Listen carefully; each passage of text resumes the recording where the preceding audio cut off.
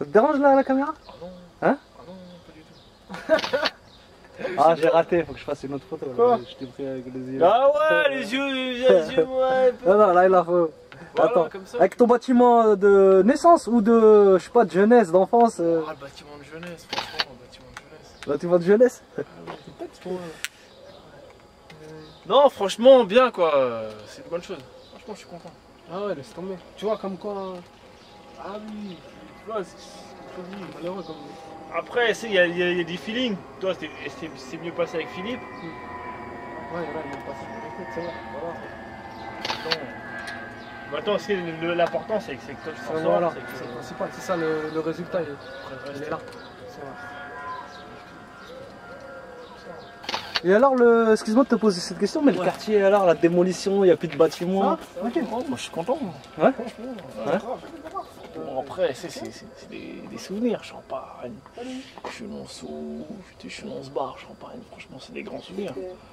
Maintenant, bon, voilà, tu sais très bien, ces bâtiments-là, c'était parti en vrille. Hein.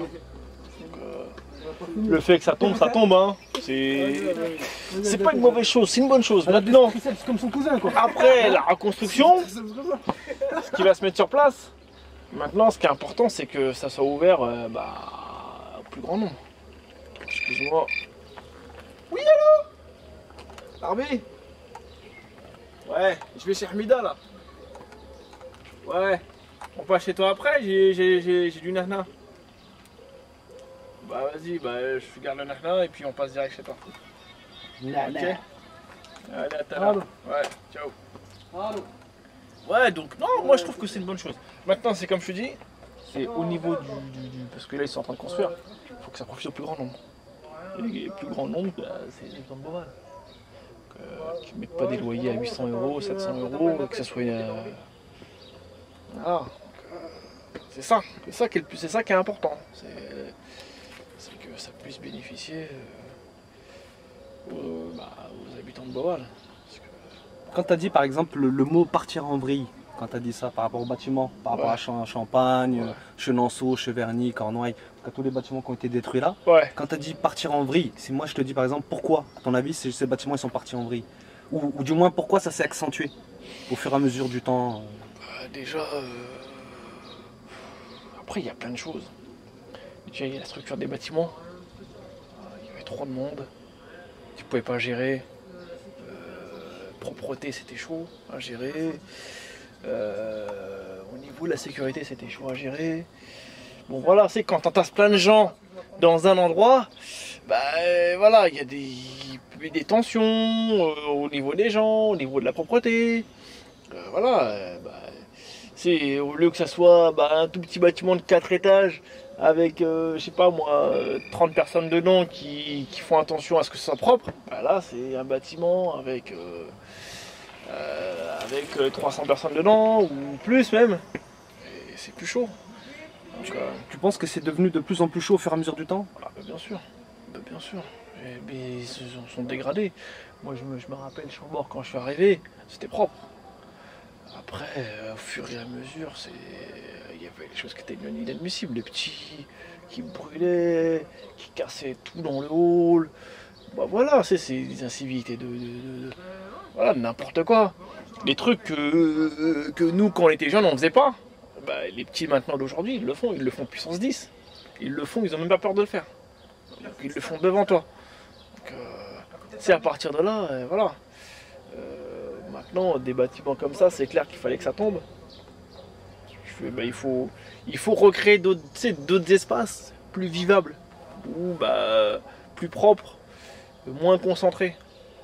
Bon, après, je vais pas Tu dire. dis concentré, mais par exemple, ça me fait Je vais penser pas tout de suite dire, au bâtiment F. Ouais. Où on a concentré beaucoup de blagues. Vu le F, Voilà, si tu Le peux en F. parler un petit peu. Pour les gens qui ne connaissent pas, par exemple. le F, c'est pas le F seulement, le F, c'est une partie de Collinet. Tu sais Collinet comment c'était, hein.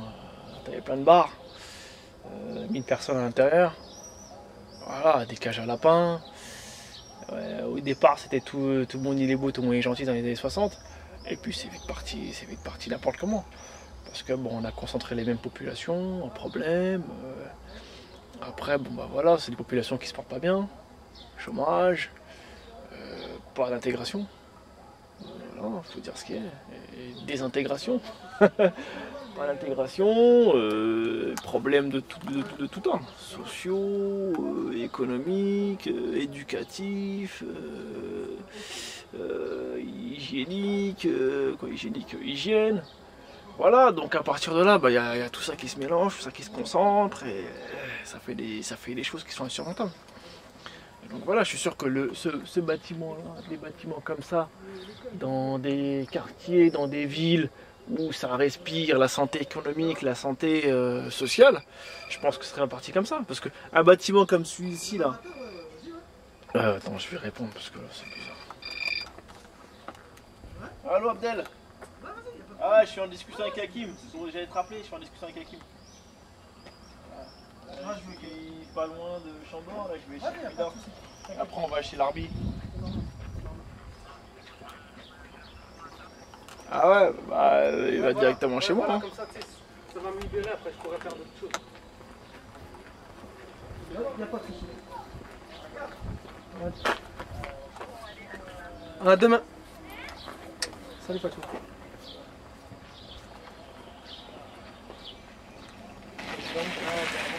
Ah bah tu vas m'arranger, c'est pas en fait que tu vas m'arranger. Parce que j'ai mon... Non, t'inquiète pas. Et voilà. De toute façon, t'es pas loin de Chambord là? Ok, bah vas-y, attends-moi à Chambord, j'arrive. Mais j'arrive, t'inquiète pas. Ouais. Allez. Donc, par exemple, il y a des gens qui habitaient à Champagne, qui habitaient quand après ils les ont renvoyés au bâtiment Cheverny, Ouais. après ils ont mis à Cornouailles, où ils ont mis directement mais au bâtiment F. tu déplaces le problème. Tu déplaces le problème, tu le règles pas. Tu déplaces un problème du point A au point B sans le régler, c'est pas la peine. Donc, après, avant de déplacer le problème, il faut que tu saches c'est quoi, qu'est-ce qui bloque. Est-ce que c'est d'un point de vue social? Est-ce que c'est d'un point de vue économique? Est-ce que ça d'un point de vue éducatif? Voilà, c'est déjà avant de faire quoi que ce soit, déjà il faut déjà essayer de résoudre ça. Qu'est-ce qui bloque? Qu'est-ce qui fait que cette personne-là, elle est entre guillemets en difficulté? C'est ça qu'il faut régler. Une fois que tu as réglé ça, c'est parti. Voilà. Quelqu'un qui travaille, déjà il se porte bien. Puisqu'il a un boulot, bah voilà, c'est toujours bien d'avoir un boulot, c'est toujours bien d'avoir des rentrées d'argent, se sentir utile pour la société. Maintenant, après, il y a autre chose, bien sûr. Tu peux travailler, être heureux à ton boulot et vivre dans une cage à lapin. Là, tu sais que bon, bah voilà, c'est ces problèmes de logement qu'il faut régler. Voilà, ok. Maintenant, quelqu'un qui a des difficultés sociales, de tout ordre, alcoolisme, drogue, les enfants qui partent en vrille, qui sont placés, c'est là qu'il faut régler. C'est ça qu'il faut régler en priorité. Et après, on voit le logement. Peut-être que le logement c'est un tout. Quand on dit qu'il y a expulsion, c'est que quelque part il y a eu un souci. Qu'est-ce qui cause l'expulsion? Non paiement de loyer. Non paiement de loyer, c'est quoi? Ça veut dire qu'il n'y a pas de rentrée d'argent. Voilà, s'il n'y a pas de rentrée d'argent, c'est qu'il n'y a pas de boulot. Ou il y a un boulot, mais il est insuffisant parce que les charges sont tellement énormes que le boulot il ne suffit pas à gérer toutes les charges. Donc voilà. Alors, et ça pousse à surendettement, on n'arrive plus à gérer, on ne paye plus les loyers, après tu as le compte en banque, la banque qui t'appelle, et puis une fois que t'es c'est comment ça s'appelle en difficulté par rapport à la banque, après t'es mort, hein. C'est terminé pour toi. Donc voilà, après c'est un cercle vicieux, c'est un cercle sans fin. Parce que déjà il y a déjà une chose qui est claire, c'est que difficulté de logement, il y a très peu d'appartements. La sélection elle est compliquée dans le privatif. Tout là on prend tout, discrimination, la finance, quand on te demande 3-4 loyers d'avance, quand on te demande 3-4 garants, la barre on la met haut déjà. Hein. Avant même de regarder comment tu t'appelles. Alors après, tu t'appelles Mohamed, Amadou, je ne sais quoi, que tu es issu d'une communauté visible, d'une minorité visible, alors là tes chances elles se réduisent. Voilà. Donc à partir de là, oui c'est compliqué, c'est clair. Il va falloir s'accrocher. Parce que ça. Comme toi par exemple, Malfrat, à quel âge à peu près?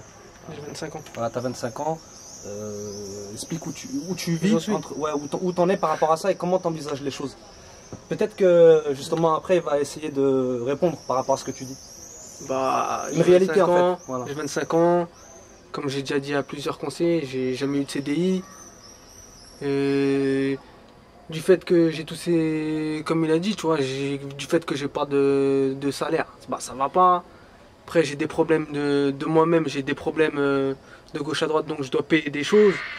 J'ai pas de salaire, donc ça fait des problèmes de famille. Des problèmes de famille, ça veut dire que tu sors de la baraque. De la baraque, c'est un cercle vicieux. Du coup, tout part du boulot.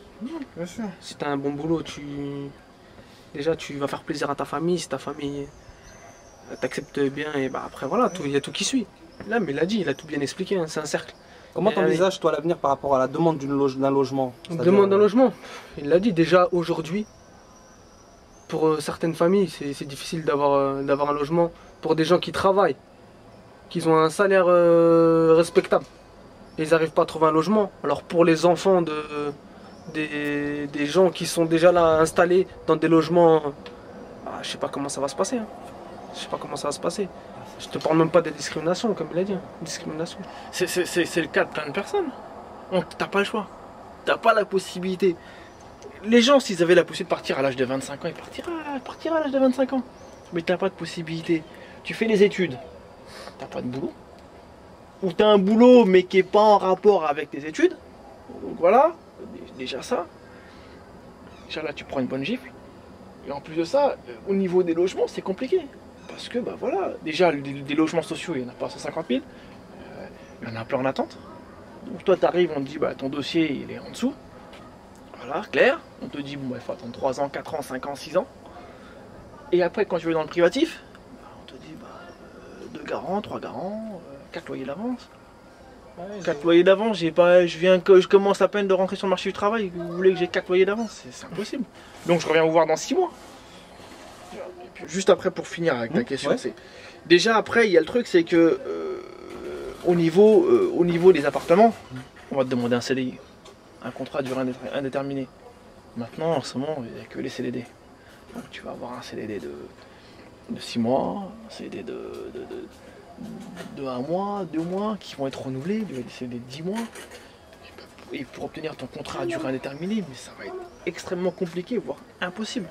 Donc s'il faut attendre 2 ans pour avoir un CDI, bah, c'est 2 ans chez tes parents.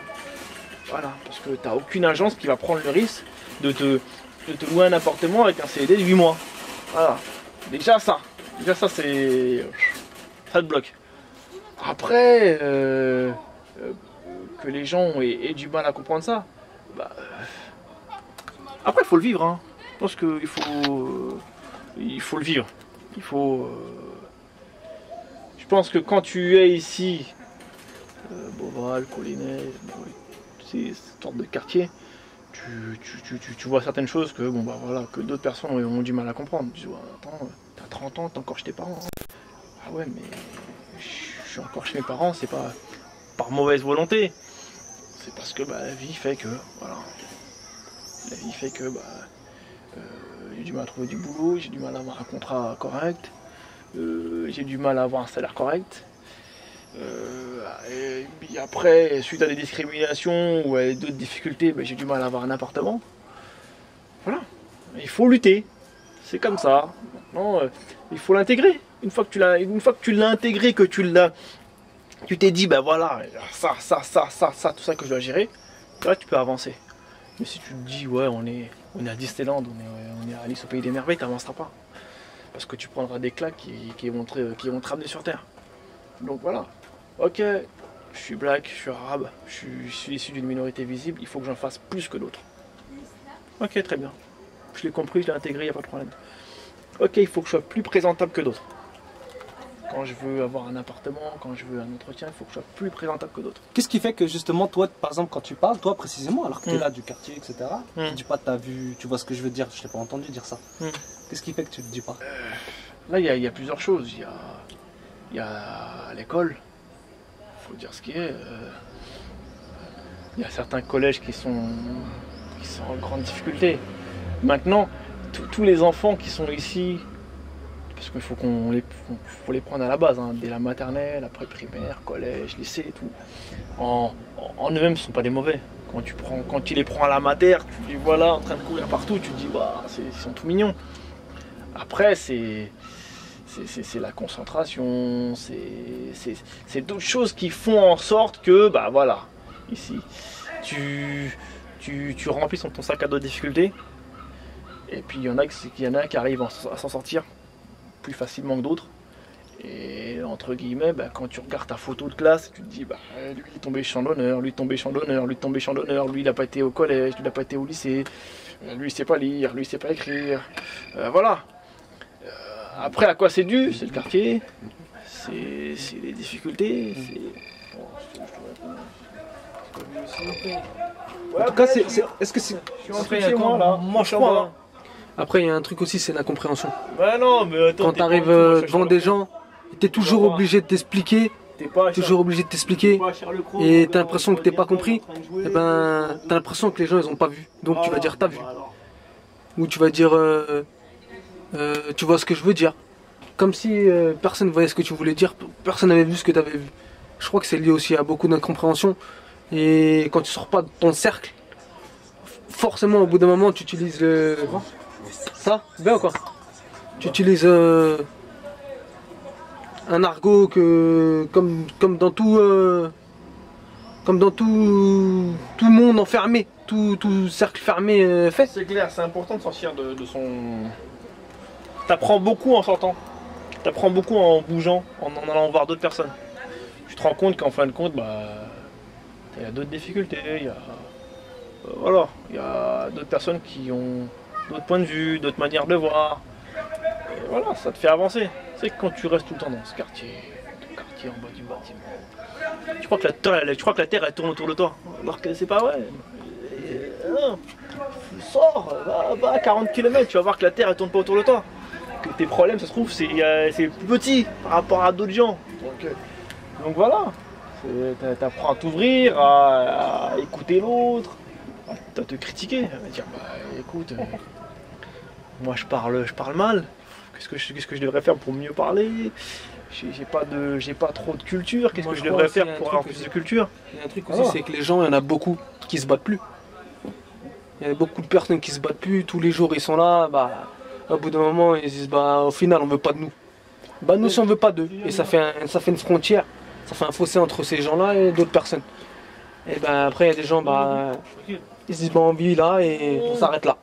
Ça veut dire qu'on va créer notre truc à nous, et créer leur communauté, leur...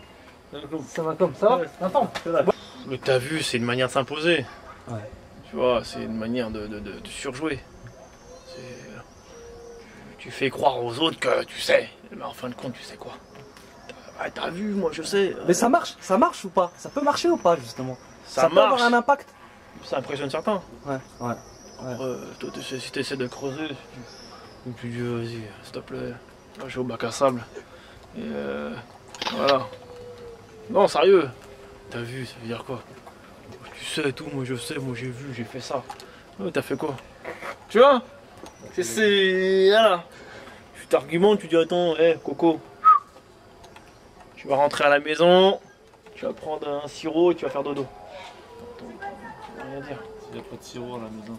S'il n'y a pas de sirop, tu prends un verre d'eau. Un verre d'eau du robinet. Calcarisé. Non mais c'est vrai, non mais... Les petits, Ouais. ils sont pleins, ils sont. Il y a Attends, plein attends de- aussi. Je suis d'accord avec ce qu'il dit carrément, mais il y a des personnes aussi qui disent t'as vu et qui sont tombées dans la masse collective, mais qui ont quelque chose à dire. Et quand ils disent t'as vu, c'est pas vrai. forcément. C'est vrai. Il y en a qui. C'est vrai qu'il y en a qui s'expriment mal. Ils veulent dire des choses, mais au niveau de l'expression, c'est tendu. Tu dis, limite, ils ont besoin d'un interprète. Tu dis, quelqu'un pour interpréter, il a des choses à dire, mais. Et c'est aussi le gros problème de certaines personnes. Il y en a plein ici qui ont plein de choses à dire, mais ils le disent mal, trop agressif, trop rentre dedans. Tu vois, quelquefois c'est important de mettre les formes. C'est un danseur lui. Tu sais, c'est important quand tu veux avoir quelque chose d'important. Excuse-moi, je peux te poser une question rapide? Pourquoi justement, on se demandait, on se disait pourquoi les jeunes quand ils parlent ils disent t'as vu, tu vois ce que je veux dire. Bah, à mon avis, je sais pas, c'est une marque de respect, dans le sens où on a un esprit hip-hop, tout ça, un esprit plus détendu, plus calme. Et je pense que le t'as vu, ça passe plus que, je sais pas, un bonjour normal. Je sais pas pourquoi on dit ça, mais ça vient comme ça en fait. Mm. Et je pense que c'est dû à ça en fait. C'est par l'esprit hip-hop, rap, tout ça, culture urbaine. Et c'est comme ça, hein. Moi je vois ça comme ça en fait. Mais je sais pas, moi par exemple quand je dis bonjour à un gars, je dis ça va quoi, t'as vu, tranquille, bien, tu vois. C'est, je sais pas, c'est, on va dire c'est comme une habitude. Ça devient un tic après. Tu vois quelque chose de négatif Non, dans ça? non. Pas du tout. Après ça dépend du ton dont c'est interprété. Ouais. Fantastique Armada. Ouais, toujours. Bon, on se reverra, on aura l'occasion, j'espère. Si Dieu veut. Ouais. Voilà. Si, Ok, si. là t'es passé chez les grands d'après Hein ce que j'ai compris. Ouais. Donc là, ça fait que voilà, t'es sur la scène quoi. Ah oui, hein. Ça y est, on en profite tout. On danse, tout, on représente. C'est tué sur le stade là. Mm. Attention, il a briqué sur le béton si. celui-là. Bon, on s'entraîne, maintenant, voilà. On a gagné le niveau, maintenant il faut qu'on explose tout, voilà. Mm. T'as vu? Faut qu'on explose tout, t'as vu? Ton blaze? Likers. Ok, bah, je c'est te remercie, j'espère qu'on aura l'occasion de se revoir. Ok, y'a pas de problème. Ok, bah je te remercie. Yes. Moi je te dis, Inch'Allah, Moi je suis là, voilà. Vas-y. Bonne Merci soirée. mon pote. Ouais, merci. Merci. Hein, Ah non, tranquille. non, je pense. Vas-y, moi je suis là.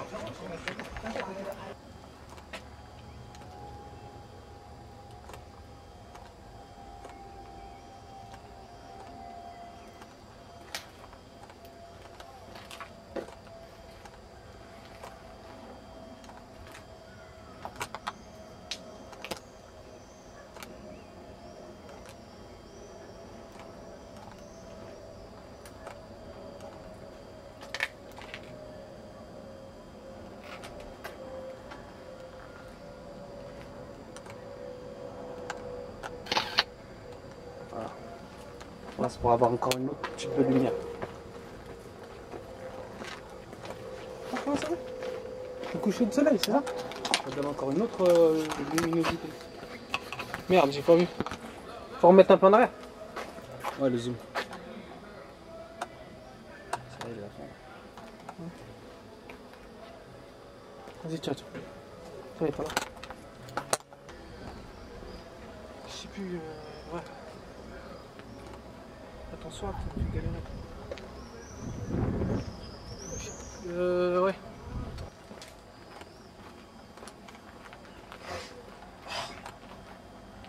Juste au milieu, mets-toi au milieu. Voilà.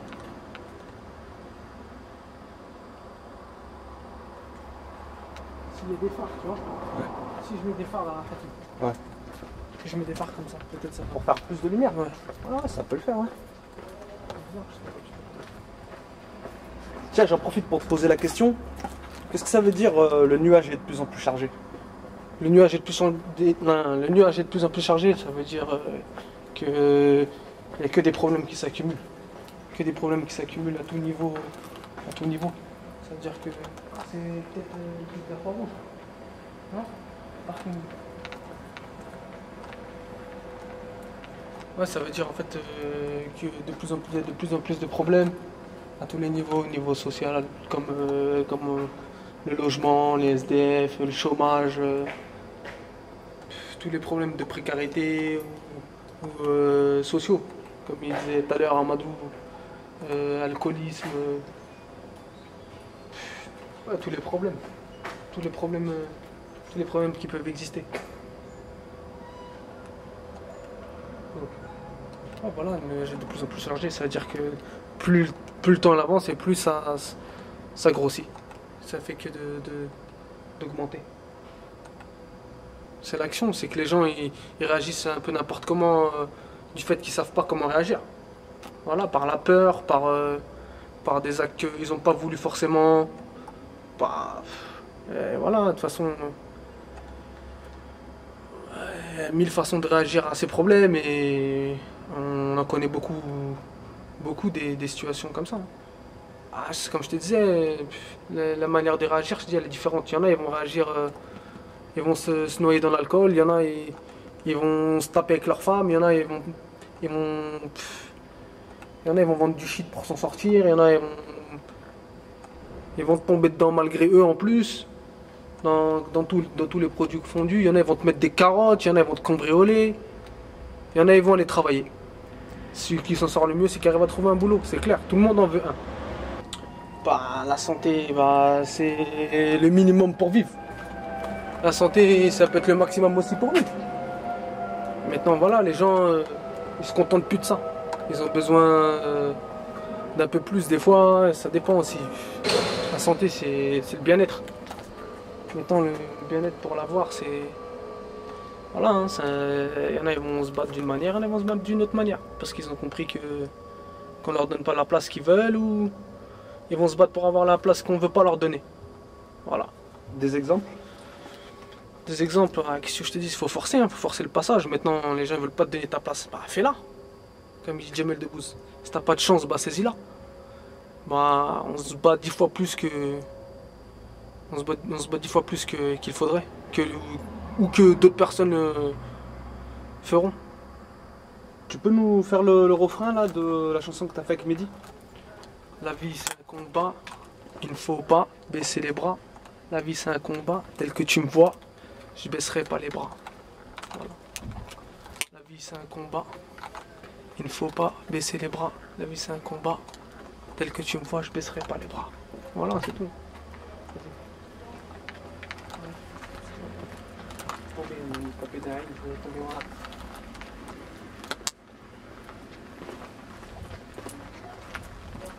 Donc là, tu t'aimerais bien faire un clip là, prendre quelques images ici, là, c'est ça?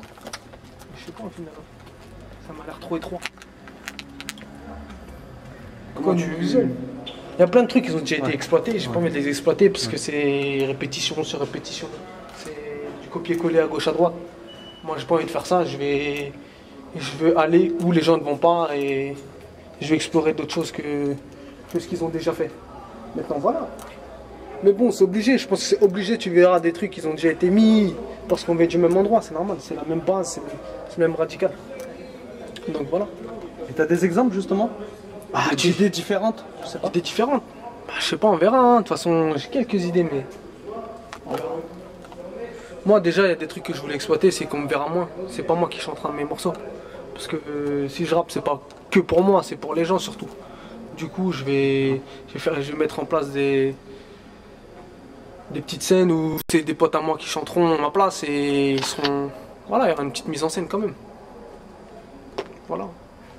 La musique, c'est fait pour se partager, c'est fait pour raconter plein de choses, des messages, des trucs que pas forcément les gens veulent dire. Ou voilà, maintenant, moi je dis ce que j'ai sur le cœur et les gens qui se reconnaîtront, bah, ils chanteront ce que j'ai fait, voilà. Maintenant, j'ai des potes à moi, ils veulent bien le faire, bah, ils le feront. C'est qu'ils se reconnaissent un petit peu dedans. Voilà. Moi, je te raconte tel que je suis, la personne telle que je suis. Je ne vais pas t'inventer un scénario. Maintenant, mon rap, c'est moi. C'est des moments où voilà, j'ai eu des faiblesses, j'ai eu des forces. Maintenant, il y a des trucs que j'ai dit aujourd'hui même, peut-être, voilà, quoi, j'y crois plus à ce que je disais. Mais sur le moment, bah, j'étais à fond. J'étais à fond parce que sur ce moment-là, eh ben, si tu serais dans mes chaussures, t'aurais été à fond aussi. Donc voilà. Le charisme. C'est ce que tu dégages. C'est ce que tu dégages et que tu n'es pas forcément au courant de ce que tu dégages. Des fois, tu es là, tu dégages quelque chose, les gens s'approchent vers toi et ils parlent avec toi alors que tu les connais ni d'Adam ni d'Ève. Et en fait, tu sais pas, mais tu as un charisme qui est fort et que les gens, ils ont envie de te connaître et ils ont envie de parler avec toi et savoir pourquoi tu es comme ça. Ça va comme ça va? Ça va, tranquille. Ça va bien? Ça va, donc voilà, le charisme, c'est tout ce que tu dégages. C'est ta personnalité, c'est tes forces, tes faiblesses. Le charisme, ça peut être une ambiance de la personne. Ça va t'emmener dans une dimension. Et ouais, bah, Et comme je t'ai dit, hein, c'est tout ce qui est bon, tout ce qui est mauvais de la personne. C'est vrai, il y a des gens qui arrivent à ça. Les personnes qui ont des grands charismes, eh ben, ils ont une influence sur ceux qui ont des petits charismes, c'est clair. C'est clair. Voilà, l'influence extérieure, elle existe depuis tout le temps. Maintenant, il y a des gens qui s'inspirent d'autres personnes. Il y en a qui dégagent un charisme tellement fort qu'il y en a qui se reconnaissent dans leur charisme. Et de ce fait-là, ils s'identifient à la personne. Voilà. Mais ouais. Moi, mon charisme, pour ma part, je pense qu'il est naturel. J'ai jamais pensé à travailler mon charisme. J'ai toujours fait au plus naturel. Tu t'identifies à d'autres artistes? C'est-à-dire, est-ce qu'il y a d'autres artistes, tu regardes, tu dis, ah bah lui il regarde comme ça, moi je vais regarder comme ça, ah il se poste comme ça, je vais me poster comme ça, ah bah tiens, il va utiliser son nez comme ça, je vais le faire comme ça. Au début de mon début dans le rap, j'écoutais beaucoup de rappeurs. De ce fait-là, j'avais une influence sans m'en rendre compte, puisque j'étais jeune et j'étais un peu plus jeune et je faisais pas vraiment attention à ce qu'ils pouvaient procurer dans ma vie, ce qu'ils pouvaient apporter dans ma vie. Mais avec du recul, je me suis rendu compte que ces gens-là, ils avaient une influence sur ma vie. Puisque quelque part, je m'identifiais à eux, je me ressentais dans eux. Et voilà, j'ai fait des trucs par rapport à des trucs que j'ai entendus, c'est clair. Mais bon, ça n'a pas eu une grande influence sur ma vie aussi. Au bout d'un moment, bah, de toute façon, il y a un moment où tu te cherches, comme toute personne sur cette planète. Tu te cherches et tu te rends compte de la personne que tu es, tu te regardes dans un miroir et tu sais que tu es une personne, que tu as un cœur qui bat et que tu es unique sur cette planète et que tu peux dégager une personnalité comme tout le monde. Et il y a forcément des personnes qui te ressemblent un tout petit peu. Donc voilà, tu fais selon ta personnalité et celui qui adhère, il adhère, celui qui adhère pas, il adhère pas. Franchement, je cherche pas à avoir un charisme de ouf, je dis juste que je pense sur le cœur, je cherche pas à procurer de l'adrénaline dans le cœur des autres pour faire un peu d'argent. Non, c'est pas ce que je veux faire. Moi, je veux juste faire mon rap, raconter mes trucs, c'est tout. En fait, le truc, c'est quoi? C'est que quand tu arrives devant un acteur, le mec, directement, il a travaillé différents charismes. C'est-à-dire qu'il sait jouer des émotions, des sentiments, de tout ce que une personne de faible charisme peut adhérer, peut tomber dedans et se retrouver à vouloir ressembler au personnage. Maintenant, bien sûr que c'est des personnes qui sont... C'est leur métier. C'est leur métier d'avoir du charisme. D'avoir plein de charisme. De savoir pleurer au moment où il faut pleurer. De crier au moment où il faut crier. De passer du mec gentil au mec méchant. Voilà, c'est clair. Les mecs, c'est leur métier. C'est leur métier le charisme. Travailler le charisme. Ouais, les sentiments, c'est tout ce qui s'ensuit. Tout ce qui fait vivre un homme. Tout ce qui fait qu'une personne dégage un charisme. C'est un tout le charisme. Ouais, les émotions, les sentiments, la colère, l'amour, la haine. Voilà, c'est un tout. Hein. Après, il y a des gens qui vont te dégager un message positif, un autre négatif. C'est tout. Hein. C'est tout ça. Le charisme, c'est tout ça. Franchement, moi, il y a une phrase. Hier, j'ai entendu un morceau de Flint. Ça fait un petit moment que je n'ai pas écouté de rap, mais il m'a fait penser à moi par exemple. Comme je te disais tout à l'heure, le mec, pour moi, il a un charisme, mais c'est son charisme à lui, parce que quand il parle de sa carrière à lui. Et le mec, il te dit, voilà, moi j'ai pas de tourneur, moi j'ai pas de producteur, moi j'ai pas de comment dire, j'ai pas de personne qui s'occupe de moi, donc je fais tout seul. Donc il n'y a pas de raison que je ressemble à l'autre ou à l'autre. Et de ce fait-là, bah voilà, moi tout ce que je peux te dire, c'est que je fais selon moi. Et ça veut dire que c'est mon charisme qui ressort. Je cherche pas à ressembler à Al Pacino ni à Tupac. Tu fais une différence entre toi et la musique, c'est-à-dire Malfra et Anta. Bien sûr, si tu fais pas cette différence-là, bah tu te perds dans ce questionnaire-là. Tu marches dans la rue, tu te dis est-ce que lui, il me parle en tant qu'Anta, lui, il me parle en tant que Malfra. Donc, moi, quand je suis dans la musique, il faut me parler de musique. Quand je suis pas dans la musique, j'ai pas envie de parler de musique, c'est tout. Et c'est pour ça que je veux pas mettre en valeur mon visage. C'est un des arguments qui fait que j'ai pas envie de montrer mon visage. Tout de suite, du moins. Alors à qui tu veux dédicacer toute cette interview-là? Un big up. À tous ceux qui se démerdent tout seuls, qui ont personne pour eux. À tous ces gens-là. Et ben voilà, moi je de loin, eh ben, je suis avec ces gens-là, tous les gens qui sont tout seuls sur cette planète. Ben voilà, je suis avec eux.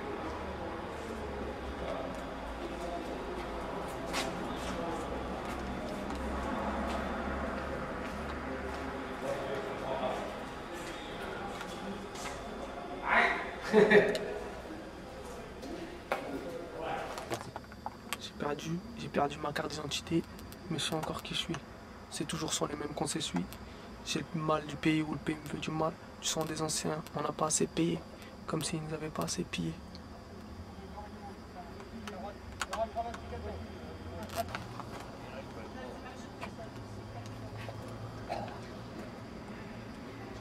Je rappe juste pour ça, donner du pur son. Je rappe pour ceux qui croient au truc à 100%. Opérationnel, partenaire. Opérationnel, partenaire. Je rappe juste pour ça, donner du pur son. Je rappe pour ceux qui croient au truc à 100%. Opérationnel, partenaire.